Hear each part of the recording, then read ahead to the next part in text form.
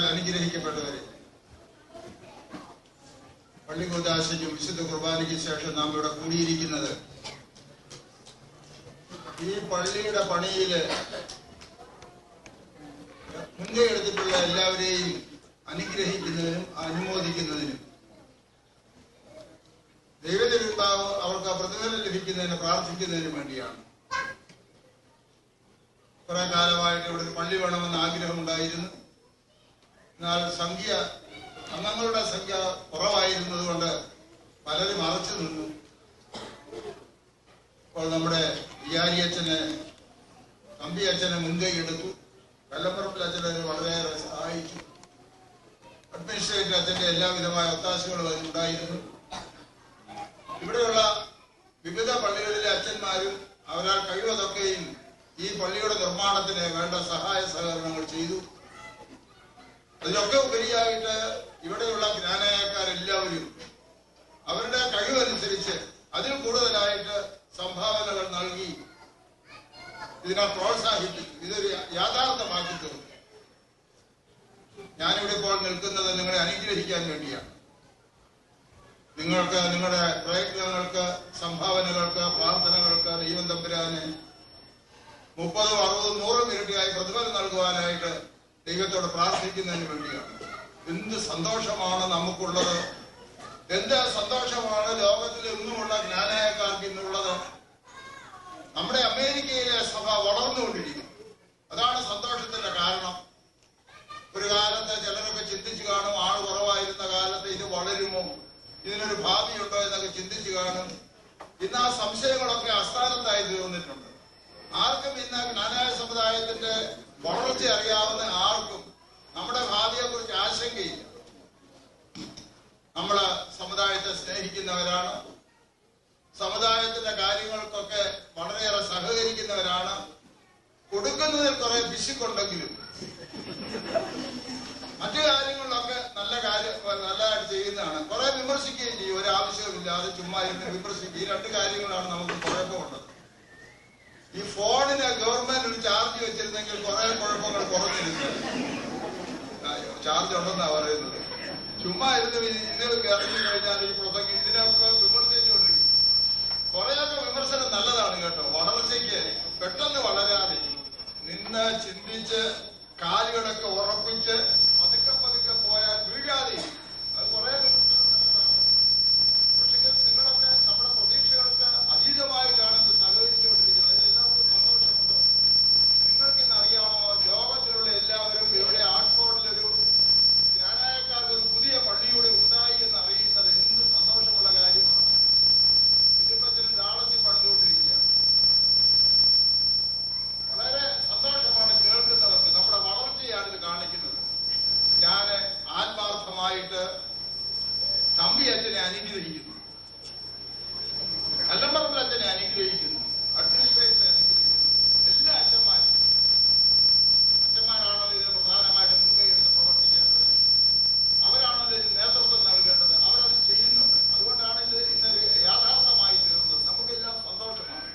നിങ്ങൾ ഇവിടെ പല ഭാഗങ്ങളിൽ നിന്ന് വന്നുകൂടിയിരിക്കുന്നതിന് അതിന്റെ കാരണമാണ്. നമുക്ക് ഒരു പള്ളിയൂടെ ഉണ്ടായി നമ്മുടെ വളർച്ചയിൽ നാം കുറെ കൂടെ മുൻപോട്ട് പോകുന്നു എന്നുള്ളതാണ് ഇതിന്റെ കാരണം. ദൈവം നിങ്ങളെ എല്ലാവരെയും അനുഗ്രഹിക്കട്ടെ. ഇന്ന് ഈ കൂദാശയിൽ സംബന്ധിക്കുന്നത് അനുഗ്രഹമാണ്. ഇത് ആദ്യ കുർബാനയിൽ സംബന്ധിക്കുന്ന അനുഗ്രഹമാണ്. നാം പള്ളി വെച്ച് ആദ്യം നടത്തിയ കുർബാനയിൽ സംബന്ധിക്കുന്ന നിശ്ചയമായ അനുഗ്രഹമാണ്. നിങ്ങളെ ദൈവം അനുഗ്രഹിക്കട്ടെ. ഇതുപോലെയുള്ള അവസരങ്ങള് നമ്മുടെ വളർച്ചയെ കുറിച്ച് ചിന്തിക്കുന്നതിന് ഉപയോഗപ്പെടുത്തേണ്ടതാണ്. നാം ഒരുമിച്ച് കൂടെ വരുമ്പോഴൊക്കെ ജ്ഞാനായ സമുദായം ഇന്നലെ എന്തായിരുന്നു, ജ്ഞാനായ സമുദായം ഇന്ന് എന്താണ്, ജ്ഞാനായ സമുദായം നാളെ എവിടേക്കാണ് പോകുന്നത്, എന്തെല്ലാമാണ് ഈ സമൂഹത്തിന് ആവശ്യമുള്ളത്, വളർന്നുകൊണ്ടിരിക്കുന്ന ഒരു സമൂഹത്തിന് എന്തെല്ലാം ആവശ്യമുണ്ട് എന്ന് ചിന്തിച്ചുകൊണ്ടിരിക്കുന്നത് നല്ലതാണ്. നാം എല്ലാവരും ഇന്ന് യാക്കോബിനോടുകൂടെ ഉറങ്ങിക്കിടന്ന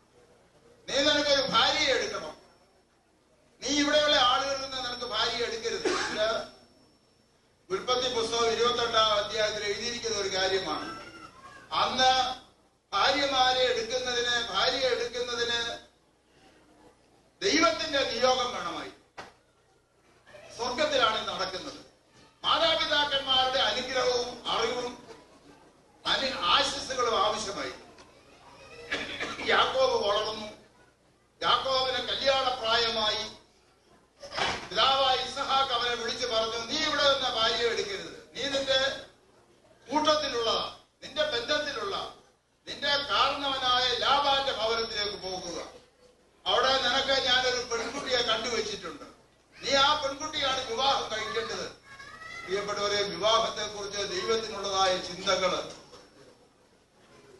നമ്മുടെ ബുദ്ധിക്ക് എത്ര അതീതമായിട്ടാണ് ദൈവം നമ്മെ കുറിച്ച് ചിന്തിക്കുന്നത്. പെൺകുട്ടികൾക്ക് ഭർത്താക്കന്മാരുണ്ടാകുന്നതിനെ കുറിച്ച് ദൈവമാണ് ചിന്തിക്കുന്നത്.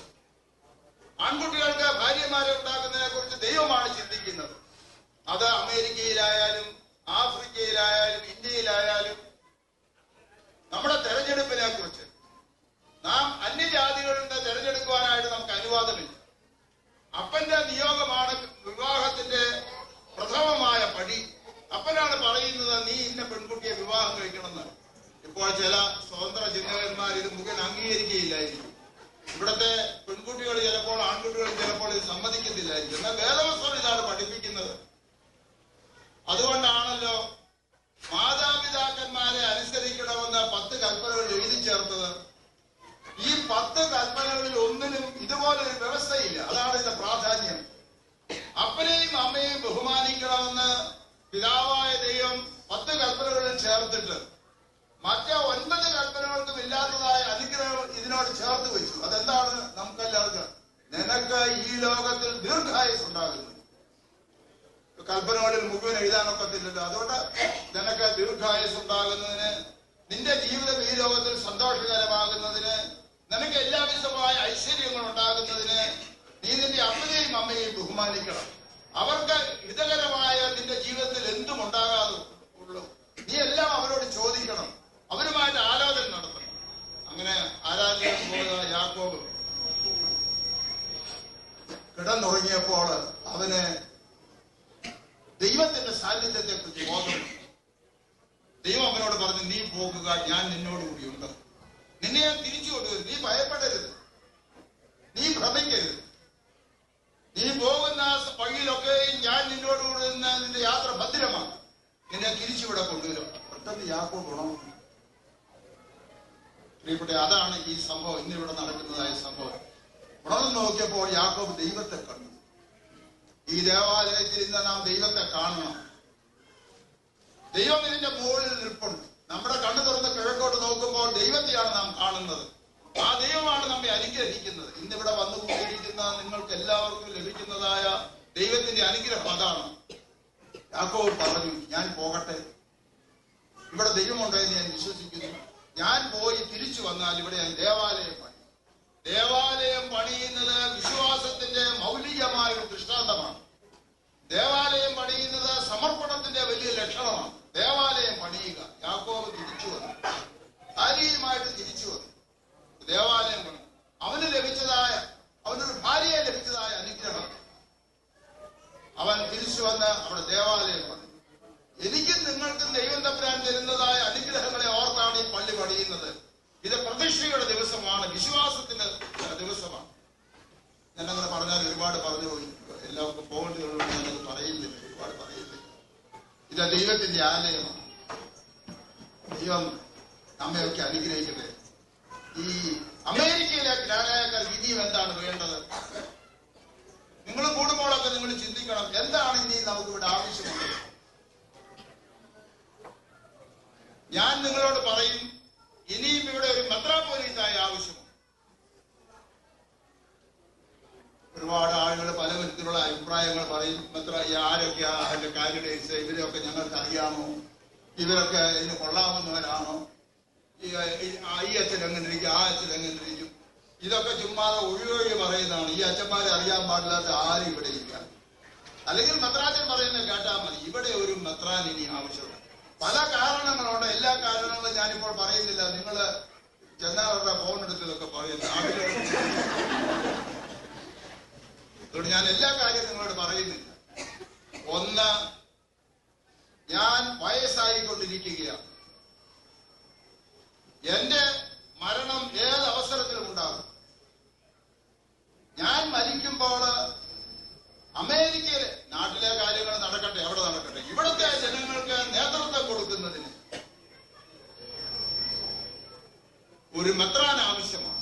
നമ്മൾ ചിന്തിക്കുക, ഞാൻ ഇരിക്കുമ്പോൾ ആ മെത്രാൻ ഉണ്ടാകണം.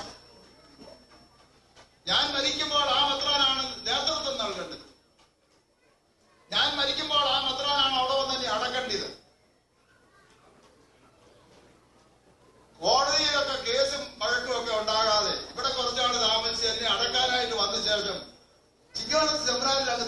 ആ പുള്ളി. പിന്നാരാ ചോദിക്കുന്നത്? ഇപ്പോൾ അതിന്റെ പുറകെയൊക്കെ പോയി കോടതിയൊക്കെ അതിന്റെ പുറകെ വരും. കച്ചേരിയും വക്കീലന്മാരും ലീഗൽ അഡ്വൈസും ഒക്കെ വരും. വലിയ ബുദ്ധിമുട്ടാണ്. നിങ്ങൾക്കറിയാമല്ലോ, പറയുന്ന ഒരു കാര്യം 50 വർഷം കഴിയുമ്പോൾ ശരിയായിരിക്കും കേട്ടോ. ഇത് നിങ്ങൾ ചിലപ്പോൾ അംഗീകരിക്കുകയില്ല. ഇത് നിങ്ങളുടെ ജോലിയാണ്. എന്നോട് ചോദിക്കുക ആരാ കൊള്ളാവുന്നത്? ഞാൻ പറയുന്നില്ല. ജനത്തിന്റെ ശബ്ദമാണ് ദൈവത്തിന്റെ ശബ്ദം. നിങ്ങളാണ് തെരഞ്ഞെടുക്കേണ്ടത്. നിങ്ങൾ തെരഞ്ഞെടുക്കണം. ബാക്കി കാര്യങ്ങൾ നോക്കുന്നത് ഞാനാണ്. നിങ്ങൾ തെരഞ്ഞെടുത്ത് തരണം. ഇവിടെ ഇനിയും ഞങ്ങൾ നടത്തുന്ന ഒരാളുണ്ടാകും. 1951 ദിയോസ്കോറോസ് മെത്രാൻ കാലം ചെയ്തിട്ട് 17 വർഷം കഴിഞ്ഞു. അച്ഛന്മാർ ഭരിച്ചുകൊണ്ടിരുന്നു. ഗ്രാനായ സമുദായം 1951 ഒരുപോലെ എഴുന്നേറ്റൊരു കാര്യം പറഞ്ഞു. 17 വർഷക്കാലം അച്ഛന്മാർ ഞങ്ങളെ നടത്തി. ഇനിയും ഒക്കത്തില്ല. ഇനിയും ഞങ്ങൾക്ക് ഒരു മെത്രാൻ വേണമെന്ന് പറഞ്ഞു. ചിലപ്പോൾ എന്റെ ഒരു ഭാഗ്യം കൂടാതിരിക്കും. ചിലപ്പോൾ 33ാമത്തെ വയസ്സിൽ മെത്രാൻ പട്ടം കിട്ടുന്നത് ഈ ഞാനാണെന്ന് അവർക്ക് അറിയത്തില്ല. എല്ലാവരും കൂടെ പറഞ്ഞു ഞങ്ങൾക്ക് ഇനി ഒരു മെത്രാനെ വേണം, ഇനി മെത്രാൻ ഭരിച്ചാൽ മതി എന്ന് പറഞ്ഞു. അങ്ങനെയാ ഉണ്ടായി. ഇന്ന് ഞാൻ നിങ്ങളോട് പറയുന്നു, ഇതാ നിങ്ങൾ എല്ലാവരോടും പറയണം. ഞാൻ പോകുന്നതിന് മുമ്പ് തെരഞ്ഞെടുത്ത് തന്നാൽ ഞാൻ വായിച്ചിട്ട് പോകാം. നിങ്ങൾക്ക് എന്താ, നിങ്ങളുടെ നന്മയ്ക്കാണ് ഞാൻ പറയുന്നത്. നിങ്ങൾ എത്രമാത്രം വിവേചിച്ചാലും ഇതിന്റെ ഗുണം നിങ്ങൾക്ക് ഇപ്പോൾ മനസ്സിലാകത്തില്ല. നിങ്ങളെപ്പോഴും എതിരായിട്ടാണ് ചിന്തിക്കുന്നത്. ഇത് വന്നാൽ എങ്ങനെ ഇരിക്കും, നമ്മൾ കാശ് കൊടുക്കേണ്ടി വരുമോ, നമുക്ക് എന്താ ബാധയും വരുമോ, ഇതൊക്കെയാ നിങ്ങൾ അങ്ങനെ. നിങ്ങൾ പോസിറ്റീവായിട്ട് ചിന്തിക്കണം. നമ്മുടെ വളർച്ചയ്ക്ക് ഇനിയും ഒരു മെത്രാൻ ആവശ്യമുണ്ട്. ഒരുപാട് കാരണങ്ങളുണ്ട്. ഒരു കാരണം കൂടെ പറയും, എല്ലാം ഞാൻ നിങ്ങളോട് പറയത്തില്ല. ഒരു കാരണം, ഈ നിക്കോളാസ് മെത്രാൻ ഇപ്പൊ ഇവിടെയുണ്ട്. അദ്ദേഹത്തിന്റെ ഭാവി എന്താണെന്ന് ഞാനിപ്പോൾ പറയുന്നില്ല. അദ്ദേഹം ഇവിടെ നിന്ന് ഏതെങ്കിലും കാരണവശാൽ പോയാൽ പിന്നെ ഇവിടുത്തെ യാക്കോബായക്കാർക്ക് ഒരു മെത്രാനെ കിട്ടുമോ എന്നുള്ള സംശയമാണ്. അതിനൊക്കെ ഒരുപാട് കാരണങ്ങളുണ്ട്. കിടക്കട്ടെ. അദ്ദേഹം പോയതുമില്ല. ശീമക്കാരായ മെത്രാന്മാര് അമേരിക്കയിലെ എല്ലാ പട്ടണങ്ങളിലും ഉണ്ടാകാൻ പോവുകയാണ്. ഞാൻ വൃദ്ധതയിലുമാണ്. അപ്പോൾ നിങ്ങളുടെ ഭാവിക്ക് ഒരു മെത്രാനെ പിന്നെ എങ്ങനെയാ കിട്ടുന്നത്? അതുകൊണ്ട് ഞാൻ ജ്ഞാനായക്കാരായ ഇവിടെയുള്ള എല്ലാവരോടും നിങ്ങളിൽ കൂടെ പറയുന്നു, ഞാൻ കുറെ ദിവസം കൂടി ഇവിടെ കാണും. ഇതിനിടയിൽ നിങ്ങൾ തെരഞ്ഞെടുത്ത് തന്നാൽ നിങ്ങൾ വേറെ ഒന്നും ചിന്തിക്കട്ടെ. ഞാൻ പറഞ്ഞിട്ടുള്ള ഒന്നും തോറ്റിട്ടില്ല. ഞാൻ പറഞ്ഞതൊന്നും തെറ്റായി വന്നിട്ടില്ല. ഞാൻ പറയുന്ന കാര്യങ്ങൾ 100 വർഷം കഴിഞ്ഞാൽ 50 വർഷം കഴിഞ്ഞാൽ ശരിയായി. ഇന്ന് ചെയ്തില്ലെങ്കിൽ നിങ്ങൾ പിന്നെ ദുഃഖിക്കേണ്ടി വരും. അതുകൊണ്ട് എത്രയും വേഗത്തിൽ അത് ചെയ്യുക. എനിക്കൊരു നിർബന്ധവും ചെയ്തില്ല. ഞാനൊന്നും നിർബന്ധിക്കുന്നില്ല. ഞാനിതിങ്ങനെ പറയത്തേ ഉള്ളൂ. ചെയ്യേണ്ടത് നിങ്ങളാണ്. ചെയ്താല് നിങ്ങൾ അന്ന് 100 കാര്യങ്ങൾ, ഒന്നിന് 100 കാര്യങ്ങൾ ചെയ്യേണ്ടി വരും. അല്ലെങ്കിൽ ഇന്ന് ഒരു കാര്യം ചെയ്താൽ ഇത് നിങ്ങളുടെ ഭാവി നന്നായിരിക്കും. അത് ഞാൻ നിർത്തട്ടെ. ഇത് ആവശ്യം ഒരു മെത്രാന് എത്രയും വേഗം ആവശ്യമാണ്. ഞാൻ ഇവിടേക്ക് തന്നെയല്ല, ഇപ്പോൾ മറ്റേത് പറയത്തില്ല. അവിടെയും ഒരു മെത്രാൻ ഉണ്ടാകണം. അത് ചിലപ്പോൾ ഇവിടുത്തെ മെത്രാനായിരിക്കും അവിടെ വന്ന് കയറി ഇരിക്കുന്നത്. അതൊക്കെ ഇപ്പോഴേ പറഞ്ഞാല് നിങ്ങൾ വെള്ളത്തിൽ എഴുതി വെച്ചാൽ കച്ചേരി കോടതിയിൽ ഇതൊക്കെ വരും. അതുകൊണ്ട് ഞാനിപ്പോ അതിന്റെ കാര്യങ്ങളൊക്കെ പറയുന്നില്ല. അങ്ങനെ ഒരു കാര്യം നിങ്ങളെ ഓർമ്മപ്പെടുത്തുക. 2, ഞാൻ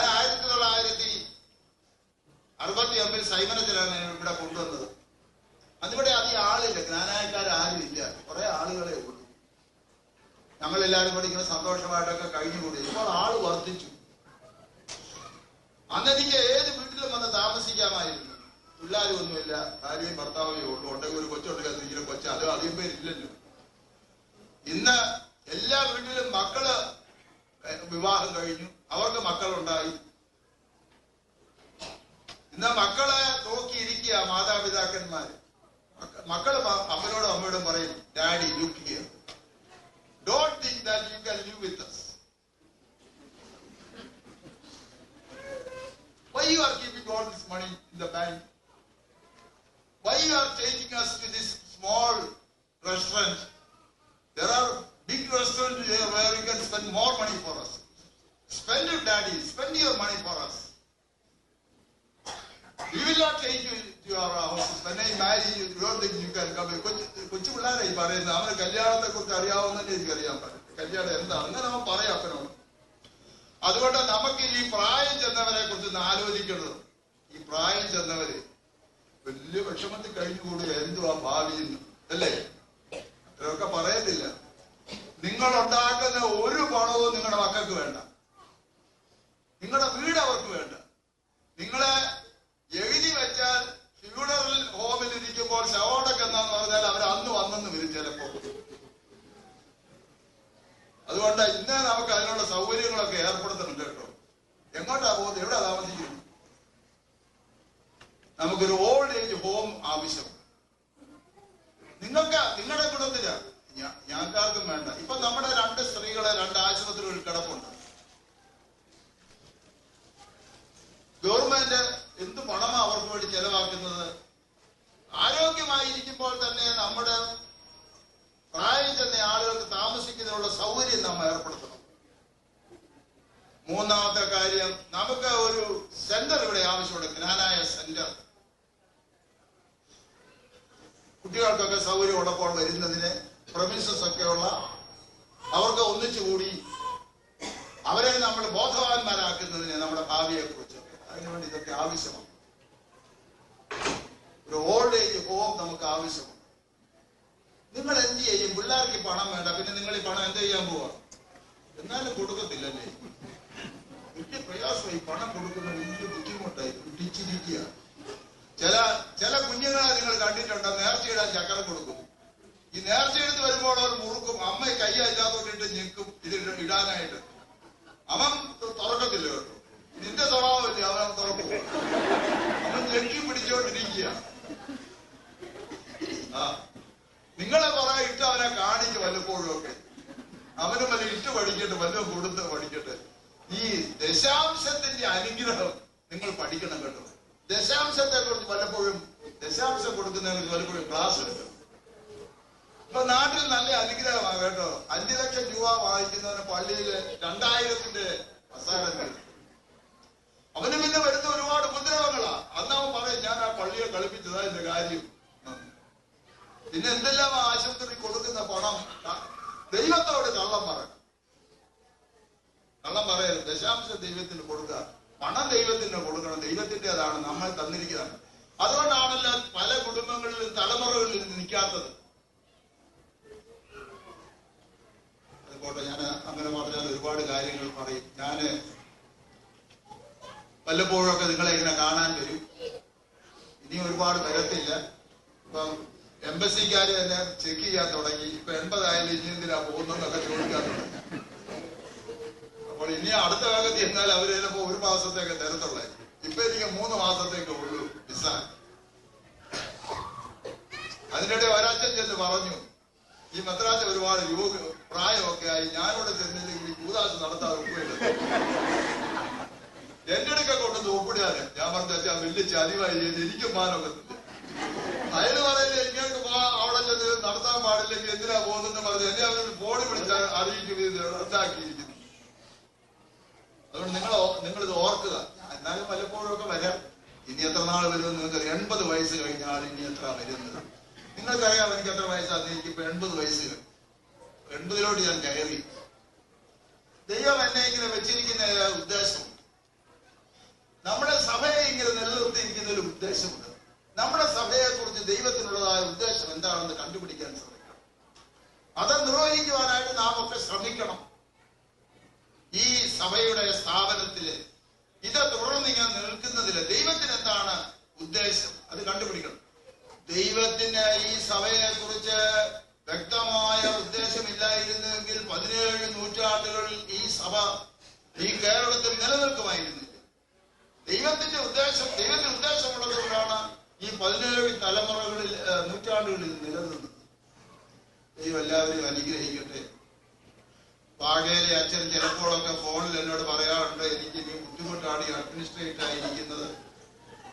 ഇവര് മോശ ദൈവത്തോട് പറഞ്ഞു, നീ ഇസ്രയേലിന് കനാൻ നാട്ടിലേക്ക് കൊണ്ടുപോകാൻ പറഞ്ഞപ്പോ മോശ പറഞ്ഞു, എനിക്ക് ഒന്നാമത് എനിക്ക് പ്രസംഗിക്കാൻ അറിയാൻ പാടില്ല. രണ്ടാമത് ഈ ജനം പിറുപിറുക്കുന്നവരാണ്. നിങ്ങൾ പിറുപിറുക്കുന്നവരാണ്. നിങ്ങൾ എല്ലാത്തിനും പിറുപിറുക്കും. അച്ഛന് അത്രയും പറയുന്നില്ലെങ്കിലും രാജിവെക്കണം, എനിക്ക് വയ്യ. ഞാൻ പറഞ്ഞ അച്ഛൻ രാജിവെക്കാം. അച്ഛൻ രാജിവെച്ചു. ഇച്ചിനോട് ഒന്ന് കൈകട്ടെ. അങ്ങനെ നിർത്തിയിരിക്കുക, ദിവസം അവധിച്ചേക്ക് നിർത്തിയിരിക്കുക പുള്ളിയെ. പുള്ളി എപ്പോഴും രാജിവെക്കും. ഇന്നത്തെ ഒക്കെ ബുദ്ധിമുട്ടാണ്. അച്ഛനെ ചിലർ പറയാം, അച്ഛനെ ഡിസിഷൻസ് പെട്ടെന്ന് നല്ല തീർത്തെടുക്കണം. ഞാൻ പറയും, ഇത്രയൊക്കെ നിൽക്കുന്നതുകൊണ്ടാണ് ഇത്രയെങ്കിലും നിന്നത്. തീർത്ത തീരുമാനങ്ങൾ പറഞ്ഞു ഇനി മുമ്പ് ഇത് അലസിപ്പിരിക്കുമായിരുന്നു. അപ്പോൾ അച്ഛനെ ഞാൻ അനുമോദിക്കട്ടെ, ഇത്രയും നാൾ അച്ഛൻ ഇതിൽ പിടിച്ചോട്ട് നടന്നു. സൈമൻ അച്ഛനോട് പറയുമായിരുന്നു, മരിക്കുന്നതിന് തിരുമേനി ഞാൻ മെത്രാനായിരുന്നെങ്കിൽ വലിയ കുഴപ്പമായി പോയിരുന്നു, എന്നെ കൊണ്ട് നടക്കത്തില്ല, ഞാൻ എനിക്ക് ഓടിപ്പോയത്. ഞാൻ പറഞ്ഞു, അച്ഛാ ഞാൻ വാഴത്തിലോട്ട് ഒന്നും പേടിക്കട്ടെ, ഇരിക്കുന്നിടത്ത് ഭീമ ഇരുന്നേച്ചാ മതി, ആരും ചെയ്യില്ല, തന്നെത്താൻ ഇളകുന്നായി കുഴപ്പം. ഞാൻ ചിങ്ങാന സെമിനാരിയില് ഉറച്ചിരിക്കുക, ആരെന്താ പറഞ്ഞാലും എന്തോ ഇരിക്കും. കുറെ കഴിയുമ്പോൾ അവര് പറയും, ഇന്ത്യയോട് പറഞ്ഞിട്ടൊന്നും പ്രയോജനമില്ല. ഇപ്പം മിക്കവരും തന്നെ അങ്ങനെ വിട്ടിരിക്കുക, പ്രയോജനമില്ലാന്ന് കണ്ടു. വലിയ കുഴപ്പം ഉണ്ടാകുമ്പോൾ ഞാൻ അവന്റെ രഹസ്യമായിട്ട് വിളിച്ച് പറയും, ഇടാ മെത്രാൻ മൈലെണ്ണ ഇട്ടിരിക്കുന്ന ആളെ ഇതേ കയറി പിടിച്ച് നീ താഴെ വെറുതെ ഇതേ കയറി പിടിക്കരുത്, ഇത് മൈലെണ്ണ മേത്ത് കിടക്കുന്നു, പിന്നെ നീ എവിടെ പിടിക്കുന്നത്? ഞാൻ ചിലരോട് പറയാം, അമ്പിനൊക്കെ പോകും, പിന്നെ വരത്തില്ല. വളരെ പേരോട് പറയണ്ട, കുറച്ചു പേരോടൊക്കെ പറയും. ഇപ്പൊ ഒരു കുഴപ്പമില്ല, എല്ലാവർക്കും സന്തോഷമാണ്. ഇപ്പൊ എന്താ പറഞ്ഞാൽ തിരുവേനോട് ചോദിച്ചോളാം. ഇപ്പൊ അസോസിയേഷൻ കൂടിയാൽ എന്ത് പറഞ്ഞാൽ തിരുവേന പറയുന്നത് ചെയ്താൽ മതി. ഇപ്പൊ ഓർത്തഡോക്സ് കാര്യമായിട്ടുള്ള സമാധാന ആലോചനയുണ്ട്. അസോസിയേഷൻ വിളിച്ചു കൂടി ഇത് എങ്ങനെയാ കൊണ്ടുപോകേണ്ടത്? കുറെ നേരം പറഞ്ഞു വെച്ച് അവര് പറഞ്ഞു, നമ്മൾ പറഞ്ഞാൽ എത്തിപ്പിടി ഇതിന് കിട്ടത്തില്ല, നമുക്ക് പോലും അറിയാവില്ല. അവിടെ തിരുവേലി പറയുന്നത് നമ്മളത് ഫോളോ ചെയ്ത് വെച്ചാൽ അത് വേറെ ഇവിടുത്തെ തീരുമാനിക്കുന്നത്. ഇത് നിങ്ങളെ അനുഗ്രഹിക്കട്ടെ. ഒരുപാട് പറയും, ഇനി പ്രസംഗമാണ്, നിങ്ങൾ ദൂരെ പോകണം. എന്ത് സന്തോഷമാണ് നമുക്ക് ഒരുമിച്ച് കൂടുന്നത്, വളരെ സന്തോഷം. നിങ്ങൾ വലിയ കൂട്ടായ്മയാണ്. നാം ഇത് ഇക്യുമെനിക്കൽ യുഗത്തിലാണ് താമസിക്കുന്നത്. എല്ലാവരോടും സന്തോഷമായിട്ട് പോകണം. അവരവരുടെ കാര്യങ്ങൾ നിലനിർത്തിക്കൊണ്ട് എല്ലാവരും സന്തോഷമായിട്ട് പോകുക. നമ്മുടെ സഭയ്ക്കുള്ള ഒരു വലിയ ഗുണം, നാം ഇന്ന് കേരളത്തിലെ എല്ലാ സഭാ വിഭാഗങ്ങളുമായിട്ട് വലിയ സൗഹൃദ ബന്ധത്തിലാണ് പോകുന്നത്. നമുക്ക് വലിയൊരു സുഖർ വളയമുണ്ടെന്ന്, എല്ലാവരും നമ്മെ കുറിച്ച് കരുതുന്നു, നാം എല്ലാവരോടും സ്നേഹമായിട്ട് പോകുന്നു. നിങ്ങളെയൊക്കെ അനുഗ്രഹിക്കട്ടെ. നിങ്ങളെ എല്ലാവരെയും ഒരുമിച്ച് കാണാൻ സാധിച്ചത് എനിക്ക് വളരെ സന്തോഷമുണ്ട്. ഒരിക്കൽ കൂടെ അച്ഛന്മാരെ അനുമോദിപ്പിച്ചുകൊണ്ട് പ്രശ്നം ഈ ഇടവക്കാർ വളരെ താല്പര്യമായിട്ട് മുന്നിൽ നടക്കുകയില്ലായിരുന്നു. ഇവിടുത്തെ ട്രസ്റ്റി, സെക്രട്ടറി, അവരൊക്കെ നിങ്ങൾക്കറിയാം ഇതിന് എത്ര രൂപ ആയിട്ടുണ്ട്, ഇതിനൊക്കെ എത്രമാത്രം കൊടുത്തിട്ടുണ്ട്. എല്ലാവരും കൈയൊഴിഞ്ഞ് കൊടുത്തുകൊണ്ടാണ് ഇത് നടന്നത്. ഇനി ഡാളസിലുണ്ട്. ഞാൻ അച്ഛനോട് ചോദിച്ചില്ല, അച്ഛന് പണമൊക്കെ തികഞ്ഞോന്ന്. ഇതിപ്പച്ചൻ എന്നെ നോക്കുന്നുണ്ട് കേട്ടോ, ഞാൻ പറയുന്നത്. ഇതിപ്പച്ചൻ നേരത്തെ ഒക്കെ പിരിച്ചു വെച്ചുകൊണ്ടാണ് പതുക്കെ തുടങ്ങുന്നത്. അതുകൊണ്ട് ഇതിപ്പച്ചൻ ബുദ്ധിയുള്ളവനായതുകൊണ്ട് മറ്റു കുഴപ്പങ്ങളുണ്ടാകുന്നുണ്ട്. നേരത്തെ ഒക്കെ പിരിച്ച് കൈ വെച്ചിട്ടാണ് കോൺട്രാക്ടറെ വിളിച്ചത് പറയുന്നത്. അതിലെന്ത് പറഞ്ഞാലും അച്ഛൻ ചിന്തിക്കുക, എന്റെ കയ്യിലുള്ള പണം കൊണ്ട് തീരു പോകും. തീരുകയാണെങ്കിൽ അച്ഛൻ മോറ് കൊടുക്കത്തില്ല, അതാണ് നീണ്ടു പോകുന്നത്. ഈ ചക്രം വന്ന് അച്ഛൻ ചെയ്തു. ഇപ്പൊ പണി തുടങ്ങിയെന്ന് എന്നോട് പറഞ്ഞു. നല്ല കാര്യം. ഈ ന്യൂജേഴ്സിയിലുണ്ട്. ന്യൂജേഴ്സിക്കാർ പറയുന്ന ഒരു കേസ് അത് സംബന്ധിച്ചുള്ള തീരുമ്പോൾ ഉടനെ തീർന്നാൽ ഉടനെ ചെയ്യാം. പിന്നെ ഫിലഡൽഫിയയിലുണ്ട്. അതും ഒരു പണിയും ഒരു കൊച്ചത്തിന് നമ്മളവിടെ ആക്കിയിട്ടുണ്ട്. അച്ഛനത് പണിയാൻ പറഞ്ഞിട്ടുണ്ട്. അച്ഛനത് പണിയുമെന്നാണ് വിചാരം. അങ്ങനെ നിങ്ങളെല്ലാവരും സന്തോഷമായിട്ട് ജീവിക്കുക. എല്ലാവരെയും ദൈവം അനുഗ്രഹിക്കുക. ഞാൻ എന്നാ പോകുന്നെന്ന് ഇപ്പോൾ പറയുന്നില്ല. ഒരുപാട് നാൾ താമസിക്കാൻ ഒക്കത്തില്ല. ഞാൻ കുറച്ച് ദിവസം കൂടെ ഇവിടെ താമസിച്ചിട്ട് ഞാൻ വളരെയേറെ താമസിക്കുകയില്ല. അതിലൂടെ തിരിച്ചു പോകും. അവിടെയും ചില ആവശ്യപ്പെടും. പ്രത്യേകിച്ച് സഭാ സമാധാന ആലോചനകൾ നടക്കുന്നതുകൊണ്ട് ചിലപ്പോൾ അവിടെ ആവശ്യം, അതുകൊണ്ട് ഞാൻ ചിലപ്പോൾ പോകും. എല്ലാവരും നിങ്ങൾ ഏകോദര സഹോദരന്മാരെ പോലെ സഹോദരന്മാരെ ഒരുമിച്ച് സ്നേഹത്തിൽ വസിച്ച് ഇതിന്റെ ഈ പാരമ്പര്യങ്ങൾ നിലനിർത്തി ഇതിന്റെ അഭിവൃദ്ധിക്കൂടി ശ്രമിക്കുന്നത് അവിടുത്തെ അനുഗ്രഹങ്ങൾ നടന്നിരിക്കുന്ന കയ്യിൽ നിങ്ങൾ എല്ലാവരെയും. To announce the official publication of our souvenir.